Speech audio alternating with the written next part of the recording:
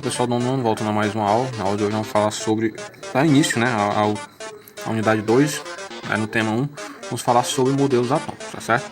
Então, primeiro, antes de a gente começar a falar sobre modelos atômicos, vamos falar um pouquinho sobre a questão da teoria e do modelo, tá? Porque todo modelo, ele serve de base para o desenvolvimento, para o licenciamento de uma teoria. Então, o que é uma teoria? É um conjunto de leis estabelecidas e aceitas pela comunidade científica para explicar determinados fenômenos. Então, todo fenômeno natural que existe, o ser humano, os cientistas, né, de forma geral, tentam encontrar uma explicação para esse fenômeno. Então, para facilitar a explicação, eles desenvolvem teorias baseadas em leis naturais, certo?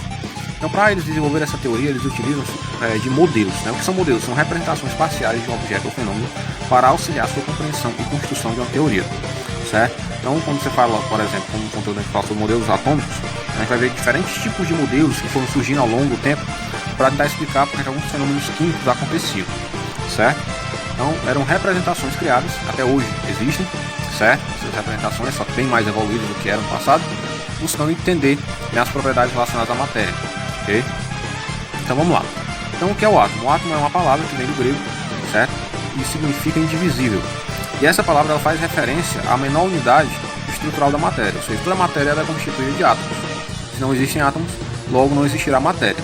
Certo? Então esse conceito é um conceito muito antigo, surgiu na Grécia Antiga, lá na época dos antigos filósofos, antes de Cristo. Né? Acredita-se que essa teoria ela tenha mais ou menos uns 3 a 4 mil anos de sua existência, só que já existem estudos que dizem, né, apontam ela como sendo até mais antiga do que isso. Tá? Mas no momento nós não vamos focar nessa questão. Tá? Então vamos falar sobre os modelos que mais antigos, tá? São os primeiros modelos atômicos que surgiram já no século XIX até a primeira metade do século XX. Ok? Então, o primeiro modelo atômico foi o modelo de Dalton, né? Esse modelo ele tem um apelido, ele é conhecido como modelo atômico da bola de bilhar, né? Porque segundo Dalton, o átomo ele era uma esfera maciça e indivisível, né? Como se fosse uma bola, né?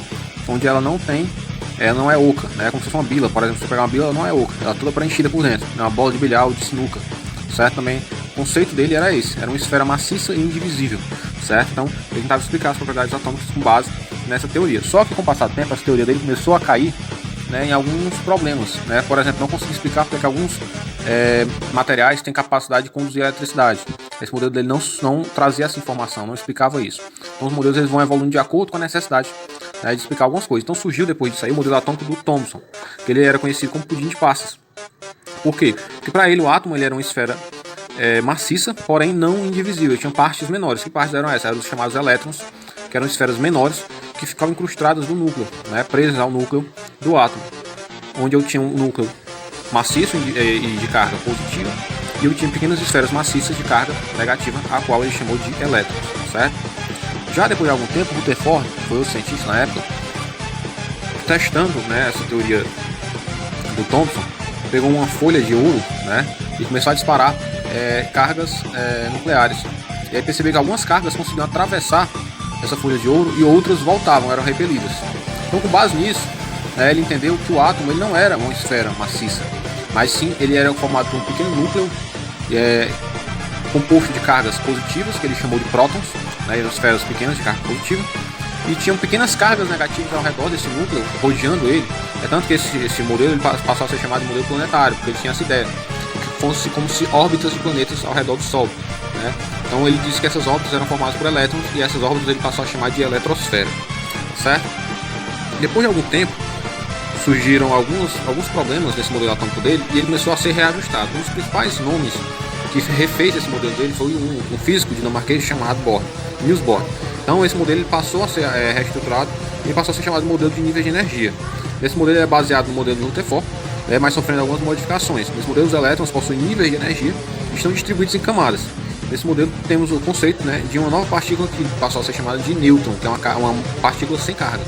Então o átomo, a partir daí, passa a ter 3 tipos de partícula: uma de carga positiva, chamada próton, uma de carga negativa, chamada elétron, e uma de carga neutra, ou seja, carga zero, nem é positivo nem é negativo, que passou a ser chamado de nêutron, certo? Mais adiante a gente vai falar um pouquinho mais sobre essas partículas e as propriedades relacionadas a ela.